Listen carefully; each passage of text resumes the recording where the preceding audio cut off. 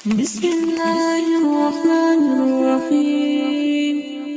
ألم تر إلى الذين خرجوا من ديارهم وهم ألوف حذر الموت وقال لهم الله موتوا ثم أحياهم إن الله لذو فضل على الناس ولكن أكثر الناس لا يشكرون. وقاتلوا في سبيل الله واعلموا أن الله سميع عليم. من ذا الذي يقرض الله قرضا حسنا فيضاعفه له أضعافا كثيرة والله يكبز ويبسط وإليه ترجعون.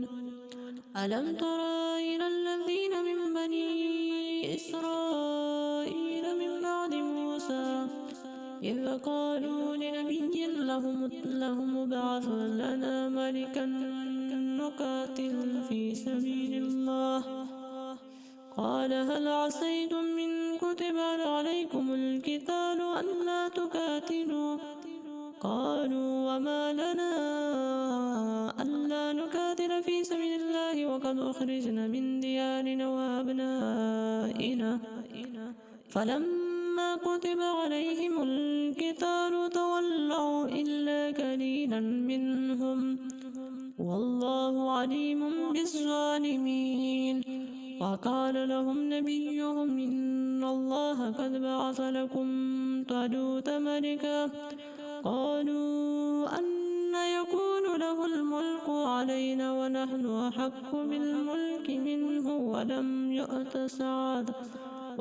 يؤت سعة من المال قال إن الله اصطفاه عليكم وزاده بسطة في العلم والجسم والله يؤتي ملكه من يشاء والله واسع عليم. وقال لهم نبيهم إن آية ملكه أن يأتيكم التابوت فيه سكينة من ربكم وبقية مما ترك آل موسى وآل هارون تحمله الملائكة إن في ذلك لآيات لكم إن كنتم مؤمنين. فلما فصلت طالوت بالجنود قال إن الله مبتليكم بنهر فمن شرب منه فليس مني ومن لم يطعمه فإنه مني إلا من اعترف غرفة بيده فشربوا منه إلا قليلا منهم فلما جاوزه هو والذين آمنوا معه قالوا لا طاقة لنا اليوم بجالوت وجنوده قال الذين يظنون أنهم ملاقو الله كم من فئة قليلة غلبت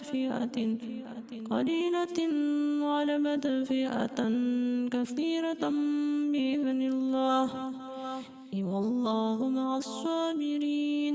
ولما برزوا لجالوت وجنوده قالوا ربنا أفرغ علينا صبرا وثبت أقدامنا وانصرنا على القوم الكافرين فهزموهم بإذن الله. وقاتل داود الجالوت وآتاه الله الملك والحكمة وعلمه مما يشاء ولولا دفع الله الناس بعضهم ببعض لفسدت الأرض ولكن الله ذو فضل على العالمين. تلك آيات الله نتلوها عليك بالحق وإنك لمن المرسلين.